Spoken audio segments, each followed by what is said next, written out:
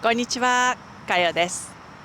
今日は30日チャレンジの11日目に入りました。でね、今日私があなたにお伝えしたいことは、幸せはあなたの内側から始まりますっていうことなんです。私もね、YouTube 一時期発信が止まってたんですよ。で、これを振り返った時に、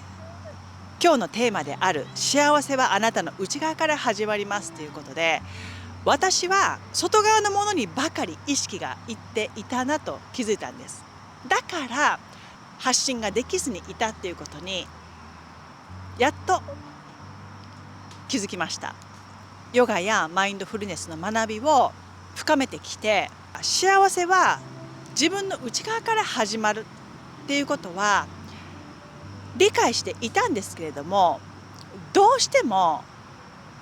自分よりもね、外側のものに意識がいってしまって、それに自分の人生が左右されていたと分かったんですよ。なんでそういうふうに気づいたのかっていうと、あなたもね、当てはまる部分があるんじゃないかな。例えばですよ、私のこの YouTube の例で言ってみると、自分がね、発信を続けていくと必ず何かしらのコメントがついたり、ほら、何ですかね、いいねの反対何ですか、これいいねですよね。これなんて言うんですかね、ダメダメ、やっぱダメダメのマークがつくんですね。このね、ブブーのマークを見た時に、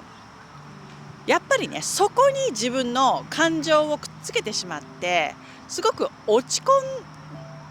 んだ時もあったんですよ。私が出したね、動画に対してそういったネガティブなコメントがついたりすると、自分をね、否定されているように感じてしまうんですね。勝手にね、自分で落ち込んで、ああ私ダメだなとか、やっぱ向いてないのかなとか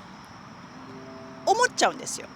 あなたもないですか、そういうふうに人からダメなんじゃない、そういうことしたらとかね、意見を言われると思うんですよ。でもね、もしその意見をあなたが取り入れてしまうと、あなたは周りの人のために生きていることになるんですよ。自分自身より外側のものっていうのは、あなたがコントロールしようとしてもできないんですよ。で、そこの自分で変えられないものに意識を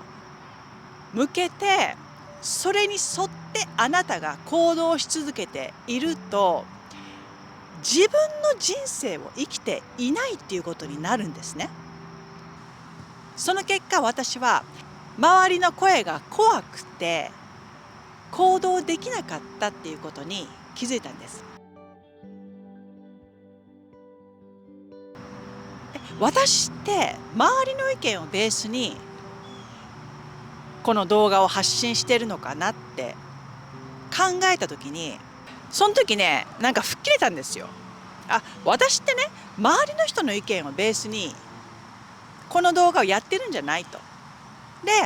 自分を深く掘り下げて、じゃあ私はどうしてこの YouTube をしたいと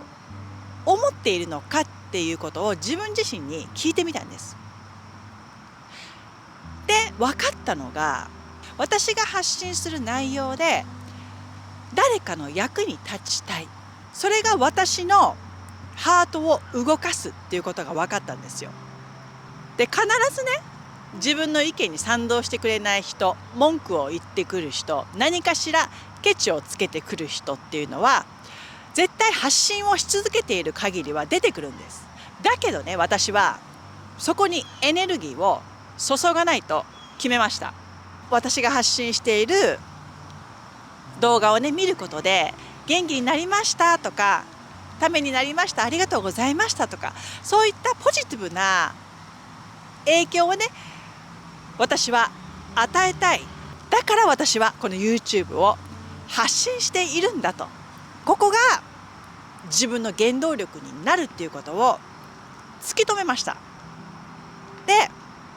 そうやって自分の周りに集まってくる人を大事にしようと。ちゃんと意見を言ってくれる人に対しては、すごく私はね、その言ってくれたことに対してありがとうって言いたいんですよ。そこから学べることがたくさんあるから。だけど批判したり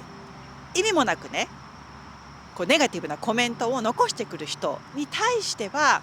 そこに自分の意識を注がない、エネルギーは持っていかないということに決めたんですよ。ここをクリアにできたから、今こうやって30日間チャレンジをする決心ができたんですよ。でね、先ほどお伝えしたように、あなたの周りに集まってくる人を大切にしようと、ね、そこから嫌なことを言ってくる人とか、ね、離れていく人は、もうあなたはそういう人は追わなくていいんですよ。ね、私の発信に応援してくれる人にね、もっとたくさんの情報を届けていきたいと思ってます。でね、こうやって自分より外側のものがあなたを満たしてくれるんじゃないんですよ。自分がね、もしこの人がいいコメントを残してくれたり、何かを自分にね与えてくれたら、私はそれでハッピーなんだっ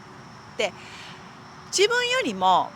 外側の環境があなたを満たすんじゃないんですね。あなたはその人たちのために生きているんじゃないんです。周りの環境が私を満たすと、ね、思っている限りは、あなたは一生幸福感を感じることはないと思います。ですので、幸せっていうのはね、自分の内側から始まるんですよ。あなたにね、もしやりたいことがあるとします。で、人からね、いやできないよ、あんたできないって、そういうの向いてないじゃんとか言われて、そのね意見を鵜呑みにして終わってしまうと、あなたは他人のために人生を生きていることになるんですよ。ね、本当に心から挑戦したいこと、やりたいことね、あるんだったらやりなさいと私は言いたい。挑戦しましょう。そこで失敗してもいいんですよ。ね。失敗があるから学びがあるんです。私もいろいろ経験して失敗してきました。それがあるから今こうやって話すネタが増えてくるんですよ。まあそういうことで、あなたが持っている自分の信念、価値観に沿って行動を起こしていけば、自分に対して自信がつくし、その結果より毎日がね充実していくようになります。あなたの内側が変われば全てが変わっていきます。だからもうちょっとね、今は外側にばかり意識がいきやすいので、自分自身のことがね分かってない人が結構多いんじゃないかなと思うんですよ。自分でね、あなた自身の価値観とかそういったね思い、この言葉をねあなたと向き合って、その言葉を自分の内側から汲み取ってあげてください。